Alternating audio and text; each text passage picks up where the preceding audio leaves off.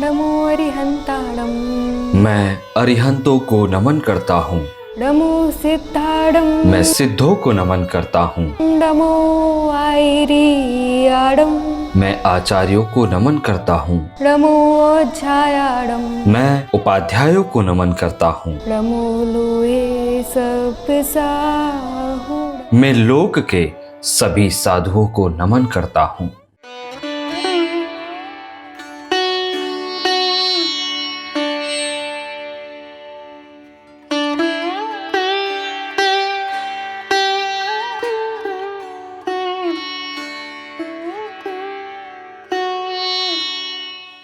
जिन यानी भगवान, आलय यानी स्थान। जिनालय का अर्थ है भगवान का स्थान। भारत के मध्य प्रदेश राज्य में कई जैन प्राचीन मंदिर हैं, पर यह मंदिर नवीन होकर भी अपने भीतर एक प्राचीन प्रतिमा को धारण करता है, और यह मंदिर है पुष्पगिरि तीर्थ स्थान। और यह मंदिर स्थित है इंदौर भोपाल राष्ट्रीय मार्ग पर।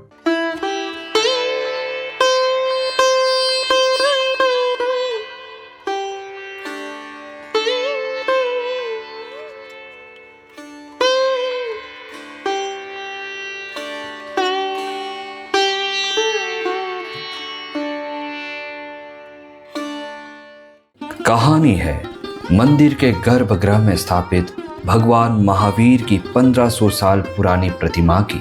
कहानी है इस पुष्पगिरि तीर्थ पर्वत की। कहानी है जैन मुनि श्री 108 पुष्पदंत सागर जी महाराज की। पुष्पगिरि की परिकल्पना आचार्य भगवान के पुष्पदंत सागर जी महाराज के मस्तिष्क में चल रही थी कि हम कुछ मानव सेवा के लिए एक तीर्थ बनाएं। कुछ वर्ष में 1995-96 की समथिंग की बात है, जब आचार्य पुष्पदंत सागर हाट पिपलिया गए थे, तो उस टाइम उनके मन में थी हम यहाँ पे एक क्षेत्र बनाएंगे। वहाँ ज़मीन के लिए वार्तालाप भी चला, पर वो सफल नहीं हो सका।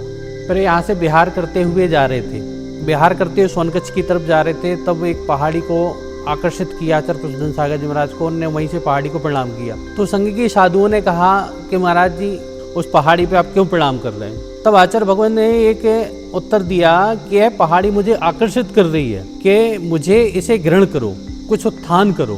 तब उनके मन में एक प्रणाम किया और संकल्प ले लिया कि मुझे ये पहाड़ी मिल जाती है तो मैं एक तीर्थ बनाऊंगा, अन्यथा नहीं मिलती है तो जंगल में जाके साधना करूंगा।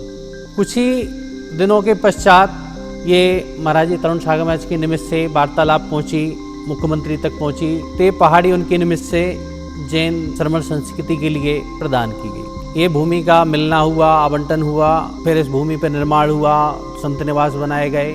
इसी तीर्थ स्थल पर स्थापित है भगवान आदिनाथ से लेकर जैन धर्म के 24 तीर्थंकरों की प्रतिमाएं।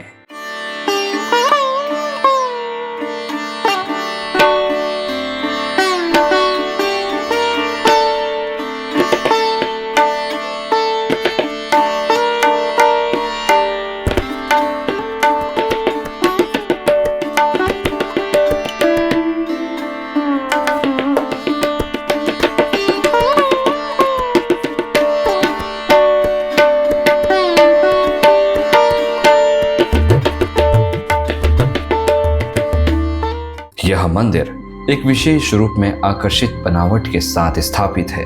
जैन धर्म के अनुसार जहां भगवान स्थापित होते हैं वहां दरिद्रता और भूखमरी खत्म हो जाती है। इसी तीर्थ स्थान में मौजूद है आश्रम, भोजनालय, 28 बड़े व छोटे मंदिर, जो इस क्षेत्र को एक विकसित क्षेत्र बनाने में सहायक है। मंदिर ट्रस्ट के अनुशासन पर स्कूल का भी प्रस्ताव जारी है, जहां बच्चे आधुनिक ज्ञान के साथ साथ धर्म के ज्ञान को भी धारण कर सकेंगे। जरूरी नहीं कि नवीन मंदिर की कोई आधुनिक कहानी या इतिहास हो। इतिहास खुद चक्र के सामने आता है और अपने रास्ते बनाता है और स्वयं से उजागर हो जाता है। पुष्पगिरि तीर्थ स्थल इस बात का प्रतीक है, साक्षी है उस इतिहास का जो आज से 1500 साल किसी और रूप में भटका, पर सत्य का परिचय दिया और आज भगवान अपने तेज और सौंदर्य रूप में एक बार फिर से स्थापित है। जब भी आप इंदौर भोपाल राष्ट्रीय मार्ग से गुजरें तो इस नवीन परंतु प्राचीन मंदिर के दर्शन करना ना भूलें।